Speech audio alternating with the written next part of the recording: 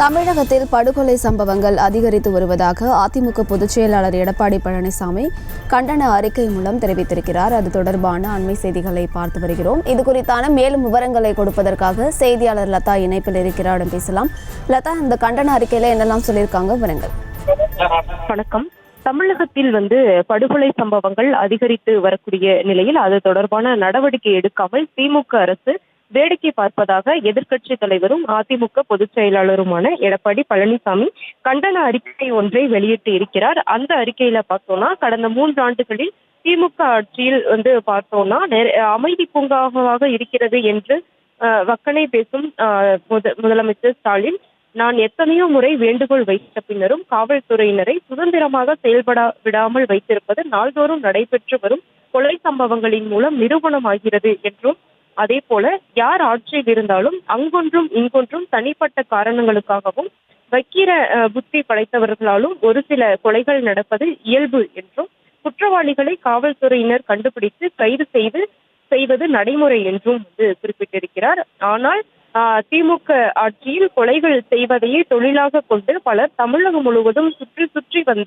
வெறியாட்டம் ஆடுவதும், பல கொலைகளில் ஈடுபட்ட கொலையாளிகளை கண்டுபிடிக்க முடியாமல் காவல்துறையினர் திணறுவதும் கண்கூடாகும் என்றும் அவர் அறிக்கையில் குறிப்பிட்டிருக்கிறார். மேலும் பகுஜன் சமாஜ் கட்சியின் மாநில தலைவர் வழக்கறிஞர் ஆம்ஸ்ட்ராங் கொலை சம்பவத்தில் கூட நாங்கள் தான் செய்தோம் என்று தாமாகவே முன்வந்து சிலர் சரணடைந்துள்ளதும், அதில் ஒருவரை சென்னை மாநகர காவல்துறையினர் என்கவுண்டர் செய்ததும் விந்தையான சம்பவம் என்றும் குறிப்பிட்டிருக்கிறார்.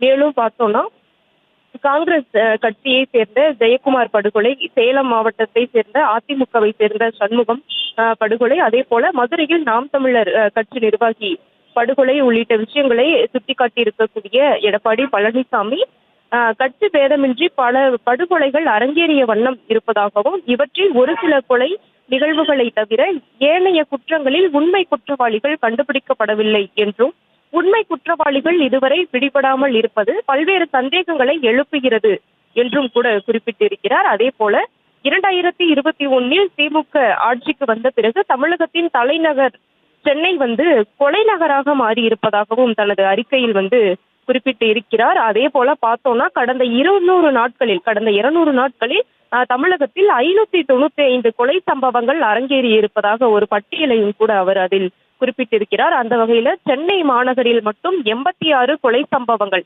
அதிகபட்சமாக சென்னை மாநகரில் மட்டும் 86 கொலை சம்பவங்கள் அரங்கேறி முதலாவது இடத்தை பிடித்திருக்கிறது என்றும், மதுரை 40 கொலை சம்பவங்கள் அரங்கேறி 2வது இடத்தை பிடித்திருக்கிறது என்றும் கூட அவர் அந்த அறிக்கையில் குறிப்பிட்டிருக்கிறார். அதே போல பார்த்தோம்னா, அடுத்தவர்கள் சொல்வதை நாம் ஏன் கேட்க வேண்டும் என்ற இருமாப்போடு இனியும் செயல்படாமல் சிந்தனையோடு கொலை பாதகர்களிடமிருந்து மக்களை எப்படி காப்பாற்ற வேண்டும் என்று சிந்தித்து போர்க்கால அடிப்படையில் இந்த அரசு நடவடிக்கைகளை மேற்கொள்ள வேண்டும் என்று அதிமுக சார்பில் வலியுறுத்துவதாகவும் தனது அறிக்கையில் குறிப்பிட்டிருக்கிறார். அதே போல பார்த்தோம்னா, கையில் அதிகாரம் இருக்கிறது என்ற மமதையில் தொடர்ந்து காவல்துறை தங்களின் சுயநலத்திற்காக ஆட்சியாளர்களுடைய ஏவல் துறையாக பயன்படுத்துவார்களேயானால் அரசியல் பிழைத்தோருக்கு அறம் கூற்றாகும் என்பதை நினைவூட்டுகிறேன் என்றும் தனது கண்டன அறிக்கையில் எடப்பாடி பழனிசாமி தெரிவித்திருக்கிறார்.